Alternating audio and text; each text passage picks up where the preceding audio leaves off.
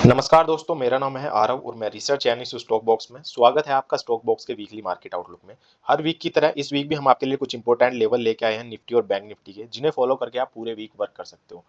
इस बार हम आपके लिए एक ऐसा ट्रेंड रिवर्सल स्टॉक भी लेके आए हैं जो प्रॉपर ब्रेकआउट पर है अपने, और उसके जितने भी इंडिकेटर्स हैं वो प्रॉपर बता रहे हैं कि हाँ, इस स्टॉक में प्रॉपर्ली ब्रेकआउट आया। उसके प्रॉपर सेक्टर की मैं अगर बात करूं तो उसमें भी ब्रेकआउट है और स्टॉक में भी ब्रेकआउट है, और वो अपने वॉल्यूम भी उसमें हाई है और वो अपने 6 महीने के हाई पर है और सस्टेन भी कर रहा है। तो उस स्टॉक को जानने के लिए आपको वीडियो में बना रहना है एंड तक, क्योंकि निफ्टी और बैंक निफ्टी के बाद हम उस स्टॉक की बात करेंगे कि कौन सा वो ऐसा स्टॉक है और कौन सा वो ऐसा सेक्टर है जिसमें ट्रेंड रिवर्सल हुआ है, जिसकी वजह से उसमें अच्छी पोजीशन बनाई जा सकती है। तो उससे पहले हम बात करते हैं निफ्टी और बैंक निफ्टी के कुछ इंपॉर्टेंट लेवल की। इंपॉर्टेंट लेवल जानने से पहले भी एक बार मार्केट का रिकैप कर लेते हैं कि लास्ट वीक अगर आप देखोगे कि मार्केट में क्या रहा, तो जैसे मार्केट मंडे ओपन हुई तो वहां पर आपको अपसाइड प्रॉफिट बुकिंग देखने को मिली, जिसकी वजह से मार्केट काफी डाउन रही वहां पर। और अगर मैं नेक्स्ट डे की बात करूं तो मंथली एक्सपायरी होने की वजह से नेक्स्ट डे भी मार्केट काफी डाउन रही, जिसमें अगर आप देखोगे कि आईटी सेक्टर भी काफी डाउन रहा। लेकिन वेंसडे से अगर आप देखोगे कि मार्केट में काफी रिकवरी देखने को मिली है, जिसकी वजह ये रही कि रियलिटी स्टॉक भी काफी अच्छे रहे, एफएमसीजी भी काफी अच्छे ग्रोथ पे था और ऑटो सेक्टर देखने में भी काफी ग्रोथ मिली है उसमें। तो 140 पॉइंट तक निफ्टी 24,000 पर क्लोज होती है, जो एक मेजर रेजिस्टेंस बताया गया था कि 24,000 के ऊपर मार्केट क्लोज हो जाएगी। तो एक पॉजिटिव रिस्पॉन्स रहता है मार्केट का। तो जैसे ही थर्सडे को मार्केट में आईटी सेक्टर में भी अच्छी ग्रोथ मिली, क्रूड ऑयल में भी काफी प्राइस डिक्रीज हुए, तो उसकी वजह से निफ्टी में काफी अच्छी गेन देखने को मिली। और जैसे अगर मैं बात करूं, तो अगर मैं फ्राइडे की बात करूं तो फ्राइडे को आपने देखा होगा कि मार्केट गैप अप ओपन हुई, ठीक है। अब जैसे गैप अप ओपन हुई, उसमें लोगों को पोजीशन बनाने का मौका नहीं मिला, क्योंकि मार्केट गैप अप ओपन होने के बाद एक रेंज में फंस चुकी थी। उस टाइम प्रीमियम ही डीके हो रहे थे, उससे ज्यादा लोगों ने कोई पोजीशंस नहीं बना पाए होंगे। तो अब बात करते हैं इस वीक की। अब कोई ऐसी निगेटिव न्यूज तो नहीं है कि मार्केट पे इंपैक्ट पड़ेगी और मंडे को गैप डाउन ओपन हो सकता है मार्केट का, बट फिर भी न्यूज देखते रहिए, क्योंकि कुछ भी हो सकता है मार्केट में। ऐसा नहीं है कि कोई न्यूज नहीं है, अभी संडे है बीच में, ठीक है। तो अब बात करते हैं इस वीक के लेवल्स की, कि मंडे से मार्केट में क्या मूवमेंट देखने को मिल सकती है। तो इसमें हम आपके लिए निफ्टी में जो लेवल्स लेके आए हैं, इसमें हमने एक रेजिस्टेंस रखा है अप साइड में, तो वो रखा है हमने 24,419। तो ये एक स्ट्राइक प्राइस है। अगर निफ्टी यहाँ पे सस्टेन करती है और इसको ब्रेक करती है एक अच्छी वॉल्यूम के साथ में, तो आपको अपसाइड एक मूवमेंट देखने को मिल सकती है कि निफ्टी आपको 24,700 या 24,800 तक भी जाने को देखने को मिल सकती है। लेकिन उसमें सबसे बड़ी बात यही है कि निफ्टी का वहां पे सस्टेन होना बहुत ज्यादा जरूरी है। अगर मैं स्पॉट प्राइस की बात करूं तो अभी निफ्टी जो चल रही है वो 24,270 पे क्लोज हुई थी। तो अगर निफ्टी वहां पे सस्टेन करती है 24,419 पे और एक हाई वॉल्यूम के साथ उसको क्रेस करती है, तो आपको 24,700 तक जाते हुए देखने को मिल सकती है। इसमें अगर मैं डाउन साइड की बात करूं, तो इसमें हम निफ्टी का अगर सपोर्ट हम जो लेके आए हैं वो हमने रखा है 23,989। तो अगर निफ्टी 23,989 को ब्रेक करती है एक अच्छी वॉल्यूम के साथ, तो आपको डाउन साइड मार्केट देखने को मिल सकती है। अब इसमें हमने 400 पॉइंट का गैप रखा है, क्योंकि निफ्टी का अगर मैं स्पॉट प्राइस बात करूं तो वो 24,270 चल रहा है। तो अब अगर मेजर जो सपोर्ट बन चुका है मार्केट में वो बना हुआ है 24,000। तो अगर मार्केट यहाँ पे 24,000 तक चले जाती है और यहाँ पे सस्टेन करने के बाद इसको ब्रेक करती है, तो आपको डाउन साइड निफ्टी 23,500 तक जाते हुए देखने को मिल सकती है। लेकिन अपसाइड की अगर मैं बात करूं, तो जैसे फ्राइडे में मार्केट गैप अप ओपन हुई थी, तो अराउंड 24,378 तक मार्केट गई हुई थी स्ट्राइक प्राइस, लेकिन 24,400 ब्रेक नहीं कर पाई थी। तो इसमें यही है कि 24,400 को हमने अपसाइड एक अच्छा रेजिस्टेंस रखा हुआ है। अगर मार्केट ये ब्रेक करती है तो आपको अपसाइड एक मूवमेंट देखने को मिल सकती है। और अगर इसमें ओआई डेटा की मैं बात करूं, तो ओआई डेटा 24,400 की कॉल पर अगर आप देखोगे तो 1,13,00,000 वहां पर पोजिशन है।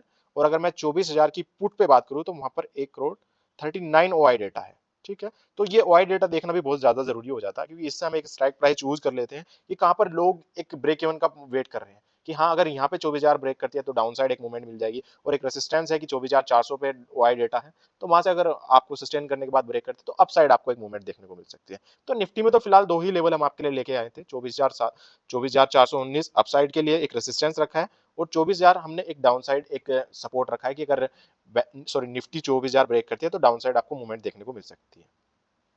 अब आ जाते हैं बैंक निफ्टी के। तो बैंक निफ्टी में एक अलग ही लेवल का अगर मैं बात करूं, एक सपोर्ट और रेसिस्टेंस बना हुआ है। अगर मैं बताऊं आपको कि अगर बैंक निफ्टी में अगर सपोर्ट और रेसिस्टेंस की बात करूं तो वो 58,000 ही है। जी हाँ, एक ही सपोर्ट और एक रेजिस्टेंस माना गया है अगर बैंक निफ्टी में हमने देखा है, क्योंकि अभी अगर आप देखोगे कि बैंक निफ्टी सपोर्ट में 57,938 का स्ट्राइक प्राइस पे चल रही है, लेकिन इसमें क्या है कि ये इसको ब्रेक नहीं कर पाई है प्रॉपर्ली, यहाँ पे सस्टेन नहीं हो पाई है। तो अगर बैंक निफ्टी 57,911 ब्रेक कर देती है एक वॉल्यूम के साथ में और यहाँ पर सस्टेन करती है, तो आपको बैंक निफ्टी 57,000 तक जाते हुए देखने को मिल सकती है डाउन साइड में। और अगर मैं अप साइड की बात करूं, तो अगर बैंक निफ्टी 56 ब्रेक कर देती है या क्रॉस कर देती है इसको प्रॉपर्ली, तो आपको अपसाइड बैंक निफ्टी 59,000 तक जाते हुए देखने को मिल सकती है। तो निफ्टी और बैंक निफ्टी में तो बस आपको यही लेवल फॉलो करने हैं। अब बात करते हैं उस सेक्टर की जिस सेक्टर में 6 महीने का ब्रेकआउट आया प्रॉपर्ली। 6 महीने का जो हाई था जनवरी में जहाँ पे था वो सेक्टर, उसके बाद उसने सस्टेन किया है और आज वो उसी को ब्रेकआउट कर दिया है। उसमें से हम वो स्टॉक भी आपको बताएंगे जिस स्टॉक में हमने एक अच्छी रिसर्च करी है, उसका प्रॉपर चार्ट हम एनालिसिस करेंगे, तो उस स्टॉक की अब हम बात करने वाले हैं। अब वो सेक्टर है रियलिटी सेक्टर, ठीक है। तो अगर मैं रियलिटी सेक्टर की बात करूं तो पिछले कुछ दिनों से प्रॉपर उसमें डेली ग्रोथ देखने को मिल रही है, 1 से 1.5% का वो पॉजिटिव रिस्पॉन्स कर रहा है।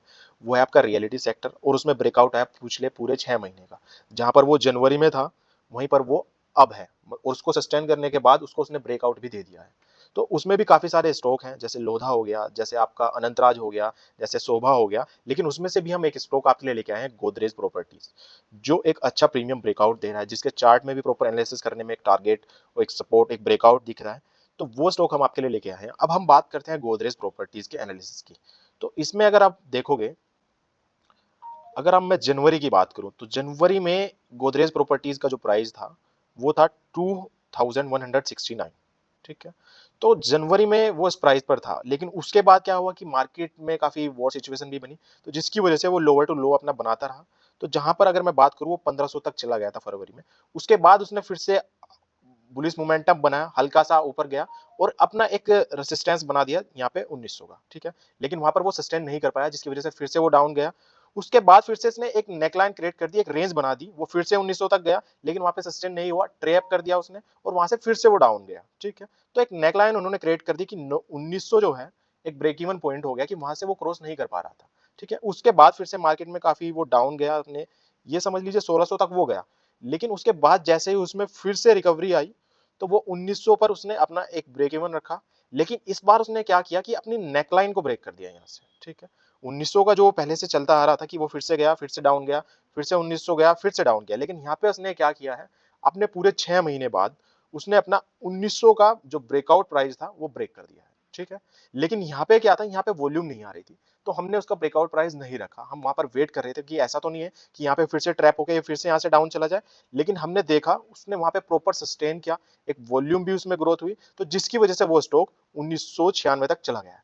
तो अब उसमें ब्रेकआउट आ गया है। अब हमने जो ब्रेकआउट प्राइस रखा है उसमें वो 2000 का रखा है। अगर आप गोदरेज प्रॉपर्टीज में पोजीशन बनाना चाहते हैं तो उसमें जो हमने पॉइंट रखा है वो 2000 रुपए पे रखा है।